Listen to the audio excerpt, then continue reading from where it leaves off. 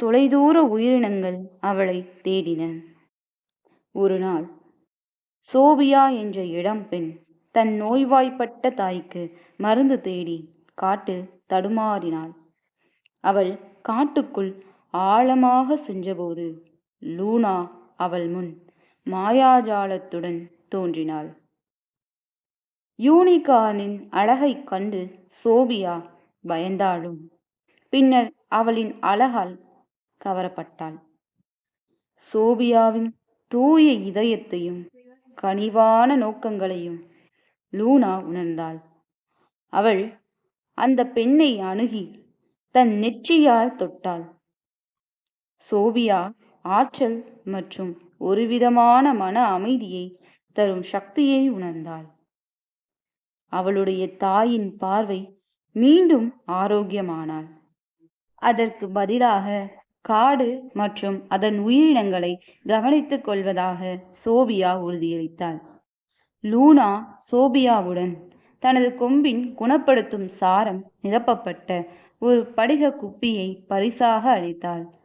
Sophia தனது கிராமத்திற்கு திரும்பி தனது தாயை குணப்படுத்தி யூனிகார்னின் பரிசை இதேபோல் பாதிக்கப்பட்டவர்களுடன் பகிர்ந்து கொண்டாள்.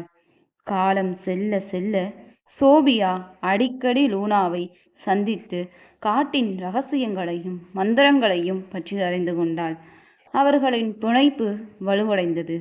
மேலும் லூனா சோபியாவிடம் தான் அவளுடைய வகையைச் சார்ந்த கடைசி பெண் என்பதையும் வெளிப்படுத்தினாள். ஒரு காலத்தில் யூனிகார்ன்கள் செழித்து வளர்ந்திருந்தன. ஆனால் இருளும் பேராசையும் அவற்றை அழிவின் விளிம்பிற்கு தள்ளிவிட்டன. சோபியாவும் லூனாவும் சேர்ந்து காட்டில் சமநிலையை மீட்டெடுக்க உழைத்தனர். அவர்கள் நிலத்தை வளர்த்தனர், உயிரினங்களை பாதுகாத்தனர், நம்பிக்கையை பரப்பினர். மெதுவாக காடு சிரித்தது. லூனாவின் கொம்பு பிரகாசமாக பிரகாசித்தது.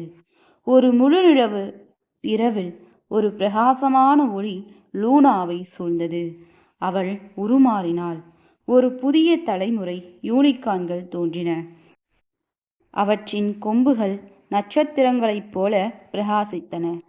சோபியா பார்த்தாள். அவள் முகத்தில் மகிழ்ச்சி, கண்ணீர் வழிந்தது. அன்றிலிருந்து யூனிகார்ன்கள் சுதந்திரமாக சுற்றித் திரிந்தன. அவற்றின் மந்திர உலகையே ஊடுருவியது. லூனா சோபியாவின் நெருங்கிய தோழியாகவும் இருந்தாள். மேலும் அவர்கள் ஒன்றாக காடு அதிசயம் மற்றும் அமைதியின் சரணாலயமாக இருப்பதை உறுதி செய்தார்கள்.